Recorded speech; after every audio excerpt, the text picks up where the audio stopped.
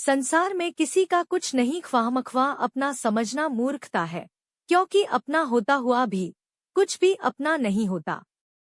इसलिए हैरानी होती है, घमंड क्यों, किस लिए, किसका? कुछ रुपए दान करने वाला यदि यह कहे कि उसने ऐसा किया है, तो उससे बड़ा मूर्ख और कोई नहीं।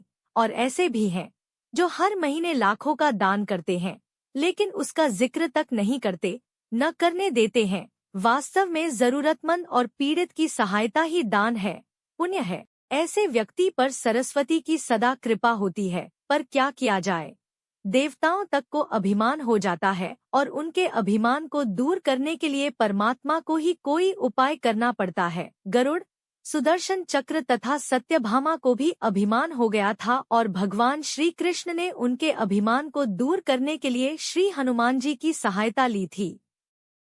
श्री कृष्ण ने अपनी पत्नी सत्यभामा को स्वर्ग से पारिजात लाकर दिया था, और वह इसीलिए अपने आप को श्री कृष्ण की अत्यंत प्रिया और अति सुंदरी मानने लगी थी। सुदर्शन चक्र को यह अभिमान हो गया था कि उसने इंद्र के वज्र को निष्क्रिय किया था।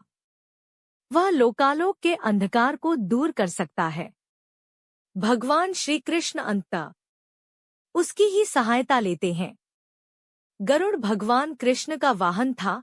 वह समझता था, भगवान मेरे बिना कहीं जा ही नहीं सकते, इसलिए कि मेरी गति का कोई मुकाबला नहीं कर सकता। भगवान अपने भक्तों का सदा कल्याण करते हैं, इसलिए उन्होंने हनुमान जी का स्मरण किया। तत्काल हनुमान जी द्वारिका आ गए।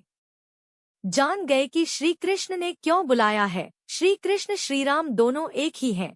वह यह भी जानते थे, इसीलिए सीधे राज दरबार नहीं गए, कुछ कौतुक करने के लिए उद्यान में चले गए। वृक्षों पर लगे फल तोड़ने लगे, कुछ खाए, कुछ फेंक दिए, वृक्षों को उखाड़ फेंका, कुछ तो तोड़ डाला, बाग वीरान बना दिया। फल तोड़ना और फेंक देना हनुमान जी का मकसद नहीं था, वह तो श्री कृष्ण के संकेत से कौतुक कर रहे थे। बात श्री कृष्ण तक पहुंची, किसी वानर ने राजोद्यान को उजाड़ दिया है, कुछ किया जाए।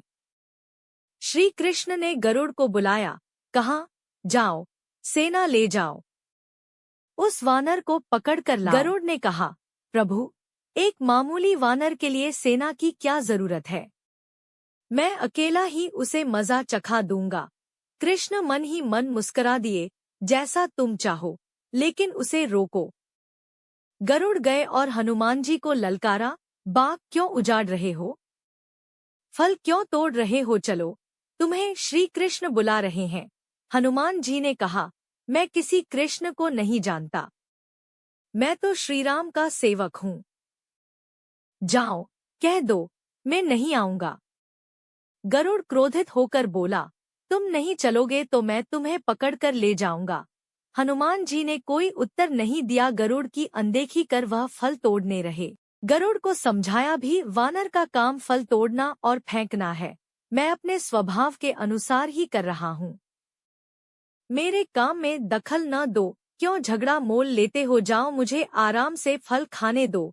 गरुड़ नहीं माना। तब हनुमान जी ने अपनी पूंछ बढ़ाई और गरुड़ को दबोच लिया। उसका घमंड दूर करने के लिए कभी पूंछ को ढीला कर देते, गरुड़ कुछ सांस लेता, और जब कसते तो गरुड़ के मानो प्राण ही निकल रहे हो। हनुमान जी ने सोचा, भगवान का वाहन है, प्रहार भी नहीं कर सकता, लेकिन इसे सबक तो सिखाना ही होगा। पूंछ को एक झटका दिया और गरुड़ को दूर समुद्र में फेंक दिया। बड़ी मुश्किल गरुड़ दरबार में पहुंचे। भगवान को बताया, वह कोई साधारण वानर नहीं है, मैं उसे पकड़कर नहीं ला सकता। भगवान मुस्करा दिए। सोचा, गरुड़ का घमंड तो दूर हो गया, लेकिन अभी इसके वेग के घमंड को चूर करना है। श्री कृष्ण ने कहा, गरुड़, हनुमान श्रीराम जी का भक्त है, इसीलिए नहीं आया। यदि तुम कहते कि श्रीराम ने बुलाया है तो फौरन भागे चले आते। हनुमान अब मलय पर्वत पर चले गए हैं, तुम तेजी से जाओ और उससे कहना, श्रीराम ने उन्हें बुलाया है। तुम तेज उड़ सकते हो, तुम्हारी गति बहुत है, उसे साथ ही ले आना। गरुड़ वेग से उड़े, मलय पर्वत पर पहुंचे। हनुमान जी से क्षमा मांगी और कहा, श्रीराम ने आपको याद किया है, अभी आओ मेरे साथ, मैं तुम्हें अपनी पीठ पर बिठाकर मिनटों में द्वारिका ले जाऊंगा। तुम खुद चलोगे तो देर हो जाएगी, मेरी गति बहुत तेज है, तुम मुकाबला नहीं कर सकते। हनुमान जी मुस्कराए, भगवान की लीला समझ गए। कहा, तुम जाओ, मैं तुम्हारे पीछे ही आ रहा हूँ। द्वारिका में श्री कृष्ण राम रूप धारण कर सत्यभामा को सीता बना सिंहासन पर बैठ गए। सुदर्शन चक्र को आदेश दिया द्वार पर रहना, कोई बिना आज्ञा अंदर न आने पाए। श्री कृष्ण समझते थे कि श्रीराम का संदेश सुनकर तो हनुमान जी एक पल भी रुक नहीं सकते, अभी आते ही होंगे। गरुड़ को तो हनुमान जी ने विदा कर दिया और स्वयं उससे भी तीव्र गति से उड़कर गरुड़ से पहले ही द्वारका पहुंच गए। दरबार के द्वार पर सुदर्शन ने उन्हें रोक कर कहा, बिना आज्ञा अंदर जाने की मनाही है। जब श्रीराम बुला रहे हों तो हनुमान जी विलंब सहन कैसे कर सकते थे। सुदर्शन को पकड़ा और मुंह में दबा लिया, अंदर गए। सिंहासन पर श्रीराम और सीता जी बैठे थे। हनुमान जी समझ गए, श्रीराम को प्रणाम किया और कहा, प्रभु, आने में देर तो नहीं हुई।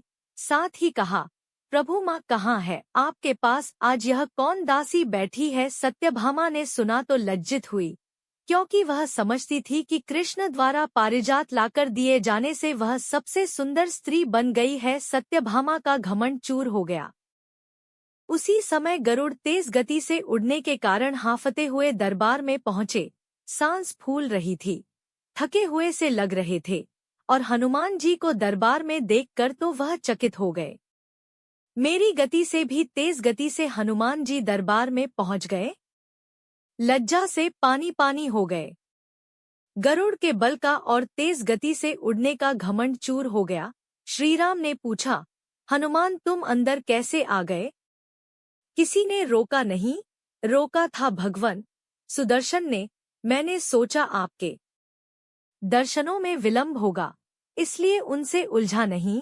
उसे मैंने अपने मुंह में दबा लिया था। और यह कहकर हनुमान जी ने मुंह से को निकालकर प्रभु के चरणों में डाल दिया। तीनों के घमंड चूर हो गए। श्री कृष्ण यही चाहते थे। श्री कृष्ण ने हनुमान जी को गले लगाया, हृदय से हृदय की बात हुई और उन्हें विदा कर दिया।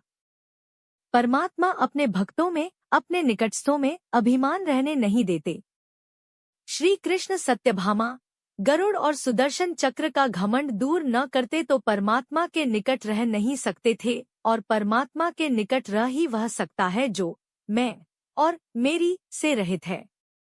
श्रीराम से जुड़े व्यक्ति में कभी अभिमान हो ही नहीं सकता। न श्रीराम में अभिमान था, न उनके भक्त हनुमान में। न श्रीराम ने कहा कि मैंने किया है, और न हनुमान जी ने ही कहा कि मैंने किया है। इसलिए दोनों एक साथ हैं, न अलग थे, न अलग रहे।